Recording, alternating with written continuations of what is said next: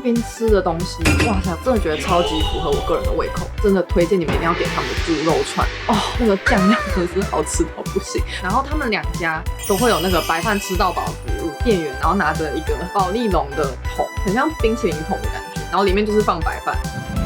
它闻起来就是鸡汤的味道，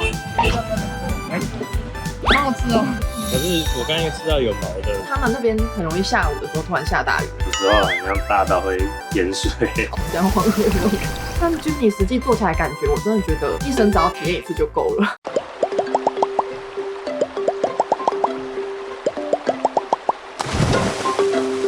有心地。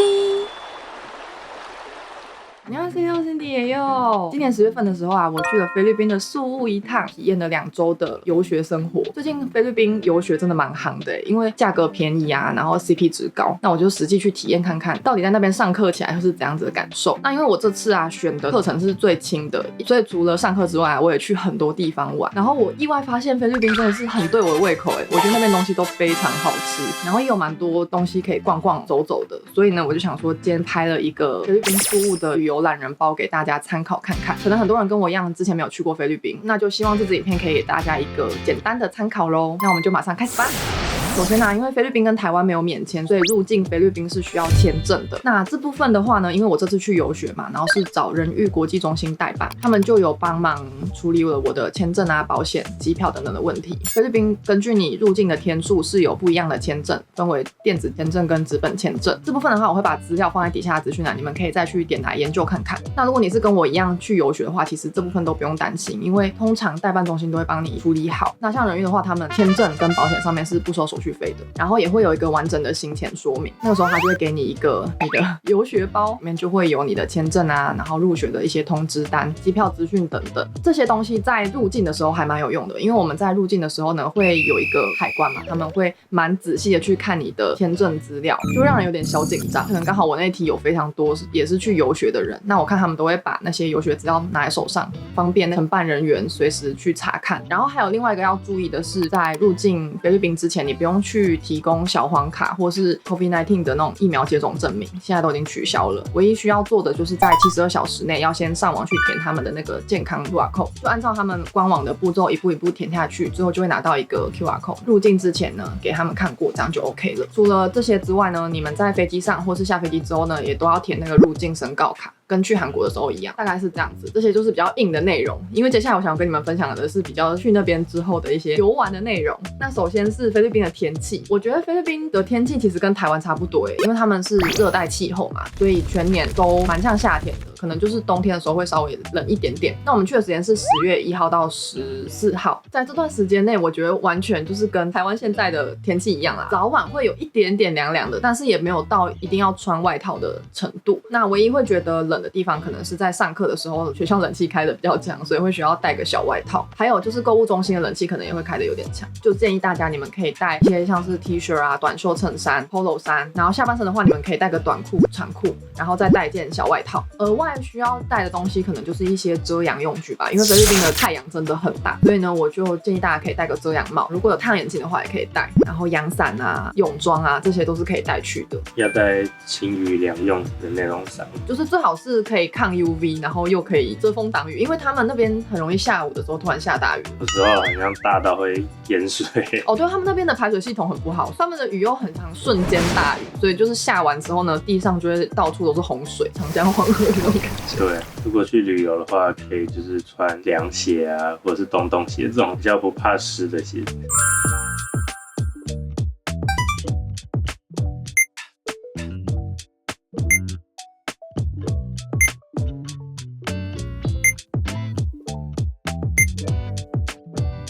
那如果是跟我一样是去游学的话，其实你们不用带那么多衣服，像我是去14天嘛，所以我就带大概7套换洗衣物就差不多了。因为学校他们都会有配合的洗衣服务，我那时候住的饭店楼下也有一个洗衣店，每洗一次是250块吧，它好像是称重的，而且我觉得他们很酷，他们洗完之后会帮你折成一个豆腐回来。我那时候就觉得说，如果我在上飞机前送洗，这样我把它直接丢进行李箱里面就可以节省超多空间的。再来呢是换钱的部分，菲律宾那边流通的货币是叫披索，跟台币的汇汇率大概是这个样子。目前在台湾如果直接换的话，是只有台湾跟兆丰2间银行可以换，但是如果直接换的话，汇率会比较不好。实测之后，我觉得最好的做法就是你先在台湾领出美金之后呢，再到那边去换成披索，汇率会是最好的。机场跟那种购物中心通常都会有换钱所可以换。有学顾问是带我们去学校附近的购物中心里面的换钱所换钱。我那时候换了蛮多次的，因为我们每次都是小额这样子换，每次的汇率其实都差不多，然后也比在机场换会好。就是机场可以换一点，可能当计程车费啊，然后你就第一趟先放完行李，然后就马上去购物中心先换钱，然后再去吃饭什么的。再来菲律宾吃的东西，哇塞，我真的觉得超级符合我个人的胃口，因为我自己是很喜欢吃那种很重咸的料理。可是Jim虽然口味比较清淡，但是你在那边应该也吃的蛮开心的吧？他们就很喜欢吃那个什么烤肉，他们就很喜欢吃烤肉。对，他们就是非常爱吃肉跟饭。其实如果外食的话，好像几乎吃不到青菜，他们青菜有点偏少。水果的话很多，他们那边的榴莲、芒果那些的就很便宜，然后也会有一些很奇怪的，我叫不出名字的水果。就红毛丹山竹啊，还有那个长得很奇怪，很像那个小马铃薯，对，很像马铃薯的那个。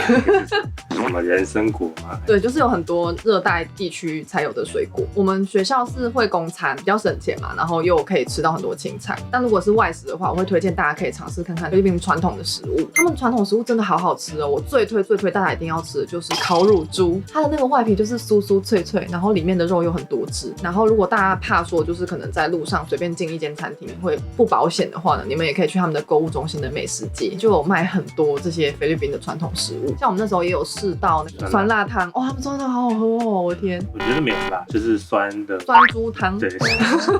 这样听起来好难吃哦，又有点葱香味，又带有那个肉的甜味。然后你们也可以去一间叫做 Hukat， 里面就可以吃到所有菲律宾的一些传统食物。只是你们可能要稍微查一下，就是那些食物是什么，因为他们都是写传统的菲律宾文，所以虽然全部都是英文字母，但是看不懂。我推荐的料理应该是 Sisig， 有点像是他们的铁板肉燥的感觉嘛，就是它里面就是会有一些碎肉啊，然后好像还有鸡肝，然后会放一些辛香料，最上面还会盖上半熟蛋，全部搅在一起跟饭一起吃，真的是绝顶好吃。再来就是菲律宾被很多欧美国家殖民过嘛，所以他们也有很多不同国家的料理。那其中我觉得最适合推荐给大家就是他们的快餐文化。菲律宾真的超级多 fast food， 就是包含麦当劳、肯德基这种国际的品牌之外，他们也有很多在地的快餐店，应该很多人都有吃过吧 ？Jollibee， 东南亚那边比较常见的炸鸡品牌。菲律宾真的是到处都是 Jollibee， 在同一个街区就会有2-3家，然后购物中心里面也一定都会有。菲律宾那边的 Jollibee 的话，比较特别的是，他们除了炸鸡啊、汉堡、薯条这些之外，他们还会有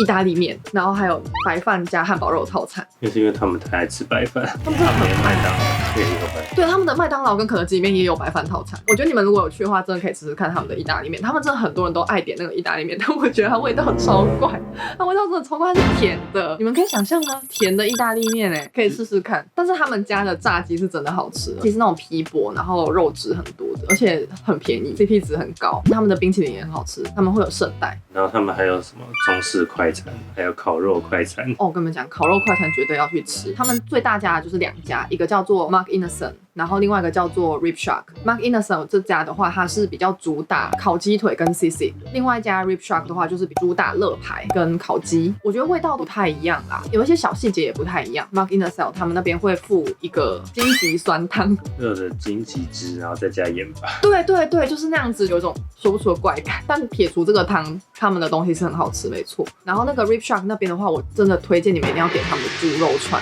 哦，那个酱料真的是好吃到不行。我现在想到还是一直在分泌口水，好好吃哦。它的酱就是咸咸香香又甜甜的，很刷嘴的一个味道。然后他们2家都会有那个白饭吃到饱服务，店员然后拿着一个保丽龙的桶，很像冰淇淋桶的感觉，然后里面就是放白饭，你就跟他说我要加饭的话，他就会直接用一个冰淇淋勺挖饭，然后放到你的那个碗里面，超可爱的。菲律宾还有非常多的路边摊，那个时候有学顾问是建议我们不要太常吃路边摊，不确定它干不干净，就会比较容易拉肚子，然后在菲律宾看医生又比较麻烦一点。但我觉得如果你们要试路边摊的话，可以参考看看他们的算是夜市嘛，是一个封闭式的夜市啊，所以就比较不会有车子还是什么的，就是从马路经过，要污染卫生一点。所以如果你们真的很想吃路边摊的话，可以去那边试试看。那我们那时候唯一有试到路边摊就是鸭仔蛋，就是把那种10几天还没有孵化的受精卵拿去蒸熟之后，撒上盐巴跟食醋去吃。我那时候真的是怕的要死，但是我的菲律宾老师一直强烈推荐我一定要试试看，他就一直这样。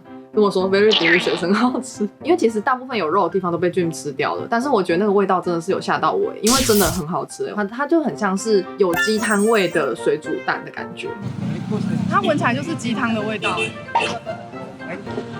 好好吃哦。可是我刚刚吃到有毛的，没有毛的口感，但是有毛的形体。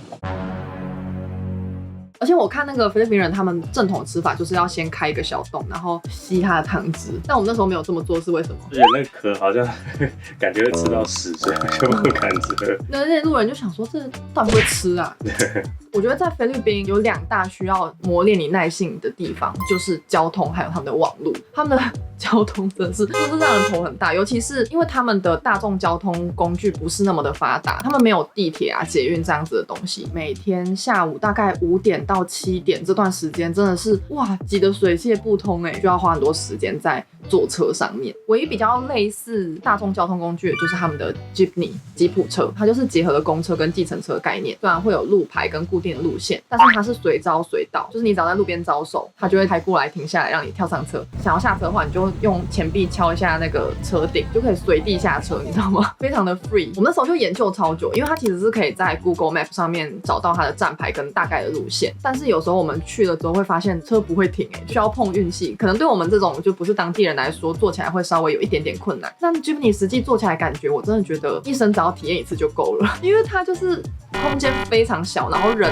非常多，所以你会跟旁边的人整个是挨个坐，你会直接触碰到他们的肌肤，然后里面很热，除非你是坐到那种比较现代 Jeepney 是他们有冷气的，你的随身物品啊、相机啊、手机什么的就要自己拿好，不要背在旁边，让人家有第3只手可以去摸你的东西。然后我觉得可能第一次坐会比较紧张的是不知道怎么给钱，他们收钱也是很 free， 我觉得很信任，就可能他们4个人上车，然后就丢一张100，然后开始从底，然后传到那个车头，然后还要把那个零钱这样又传回来。我想说这样不会少吗？通常做一次一个人12到20披索左右，不便宜啦。但是真的，因为他们会一直绕路线，然后不然就是走走停停嘛。我看如果是开车过去大概15分钟，但是我们坐了30分钟才到。那除了 Jeepney 之外，他们当地还有另外一个我觉得很酷的交通工具，叫做3轮车。他们其实就是摩托车改装，在旁边装了一个小车厢，让你可以坐进去。我们唯一一次做到是在那个麦克坦岛上面，去那个1万朵玫瑰的时候，因为它的路比较偏远一点，所以就有坐到3轮车。然后我觉得蛮恐怖的，它速度超快的。我觉得你的那个位置最恐怖，因为我们那时候是3个人一起坐呢，我跟顾问小姐一起坐在车厢里 ，Jim 他坐在那个摩托车的后面。我们通常后座不是就这样直接骑嘛？但是因为它的车厢构造的关系，所以 Jim 只能像少女一般，就是他只能侧坐在那个位置上面，跟旁边的车很近啊，然后你就觉得，所以从你的机盖里面刷过去，就会觉得就是生命有点受到威胁。那除了这些比较有特色的交通工具之外，在菲律宾最常见的2大交通工具应该就是摩托车还有计程车。那其实这2个交通工具他们都有对应的 app 可以下载，然后都是可以直接叫的，就是一样是计程车，可是是摩托车对载你，就是这个概念很新潮，就是台湾没有，太 close 就觉得很怪。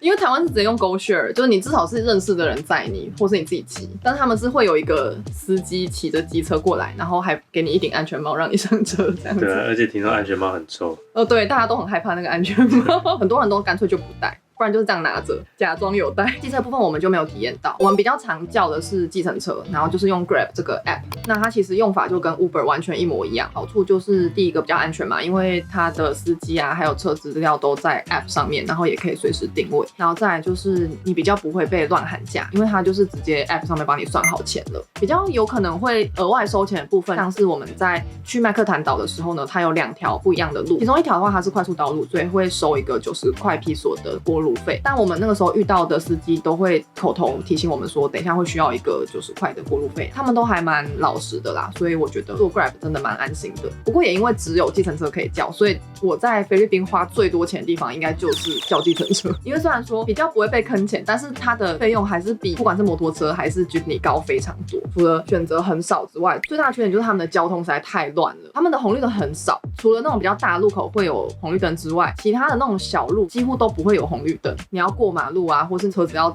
左转右转什么的，都是靠一个默契。很多人会担心在菲律宾过马路，可是我觉得其实还好跟台湾的比起来，因为台湾的人开车真的很凶，因为他们红绿灯很少嘛，所以他们就会慢慢的开。然后如果你就是表现出你很想过马路的意志的话，他们就会慢下来。就是要笃定的过去而已啊，就这样而已。我觉得没有什么技巧。如果你真的很害怕的话，你就看旁边有没有人要一起过，然后再跟着他一起过，就搭顺风车的那种感觉。菲律宾网络真的是，虽然都已经2023了，但是还是偏慢欸。那个语言学校给我们的卡写是5G，可是用起来大概像台湾的3G 吧。怎么讲？就是它虽然也是可以开得了 IG、FB 这些的，但是如果看 YouTube 影片就会超级卡，就是很看运气，有时候好，有时候不好。他们说还要看天气。哦，对，就如果下大雨的话，讯号会变得超级差，然后就会连不上网络。告诉大家放下你的手机，好好的感受生活。可是他们还是会打游戏什么的，而且他们很喜欢拍 TikTok， 他们的那个网卡甚至还有 TikTok 免费流量什么的。那他们怎么上传就很问号。对啊，我也不知道。我那时候就是因为刚好也要上传我的 YouTube 影片，我那时候在饭店里面用他们的 WiFi 上传哦，我上传了3个小时才上传完毕。所以我觉得就是在那边用网络应该就是一个要修身养性。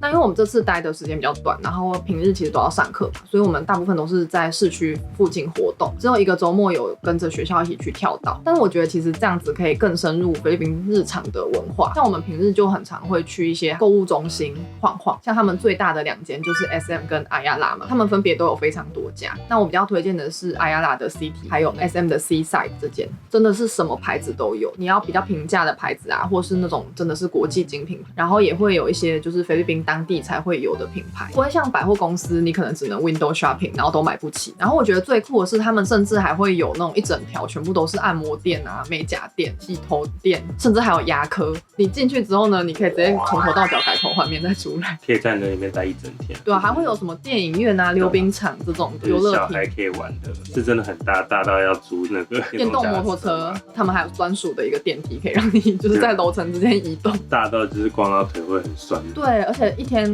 要逛完会有点吃力。而且像 C 赛那边的话，它还有一个空中花园，也是超级漂亮的。对啊，其实我们没有到全部逛完，走不动了。对啊，真的太累了。它里面就几乎都没有什么椅子可以让你坐。对，你如果要坐的话，就是要进去消费，或是去那个空中花园随地而坐这样。而且好像那边近5年也会盖一个更大的 mall， 是 SM 跟 Ayala 合体一起盖的。他们到底有多爱 shopping mall？ 他们说沿着那个海岸线盖满，是不是很夸张欸？在宿务的市区也有好几百年的教堂啊，还有一些古迹等等，我觉得也是蛮值得去走走逛逛的。他们的建筑我觉得都盖得很漂亮，拍照起来真的很有 feel。再来就是跳岛的部分，我们只有去资生堂岛1日游，但我觉得蛮酷的，因为我们有坐到他们那边的独特交通工具，叫做螃蟹船，就是在一般的船旁边会加2个支架，让它看起来像螃蟹的脚一样，坐起来真的非常稳欸。虽然开得很快，但是你不会觉得船身晃动得很严重，海风会迎面而来这样子吹，我就觉得很舒服很凉爽。然后我觉得最酷的是，因为我这次是第一次去浮潜，然后他们是直接就是开船开到海中央，然后就叫你直接跳下去浮潜，超酷的。那天天气很好，然后海况也很好，所以就有看到很多鱼。实际到那个资生堂岛也是蛮酷的，因为它就是一个以捕鱼还有观光为生的小岛，整个岛上面的岛民都是自给自足，很有原始风情。我觉得唯一最可怕的就是他们的厕所，没有马桶盖的马桶，味道很重，还要给他小费才可以进去。来进去，然后他就直接把门关起来，然后超黑。这是唯一跳岛行会需要一点心理建设的地方，但其他我都觉得蛮好的，因为他们也会有表演啊，然后也有东西可以吃。那我们是吃导游帮我们准备的烤肉，那边也会有海鲜市集，我看很多人都在那边杀价，然后有一些导游也会帮忙杀价，店员都会讲中文，很好笑。石头鱼、龙虾。好，以上就是我们这次去菲律宾14天旅游的一些小心得，还有一些我也不确定算不算小撇步啦，就是我们自己体验到，然后分享给大家。其实我们这次回来也有买非常多的伴手礼，因为我们真的太常去逛他们的超市了，他们的超市好好买哦，因为跟台湾的超市卖东西很不一样。其实他们超市还蛮便宜的。对啊，很便宜，然后有很多那种小包装可以体验，所以我觉得很赞。这个我可以之后再跟大家分享，因为之后我可能会整理一个 Q&A， 然后也会一边开箱我们这次买回来的一些伴手礼。那如果大家对我这次去菲律宾的宿务，不管是旅游的部分还是游学部分有任何问题的话呢，都可以在底下留言跟我说。我有拍一支在菲律宾游学的1天的影片，下礼拜会上。那如果大家喜欢今天的影片呢，不要忘了喜欢订我的频道，并且开启小铃铛才不会错过发送通知。我是 Cindy， 我们下次影片见，拜拜。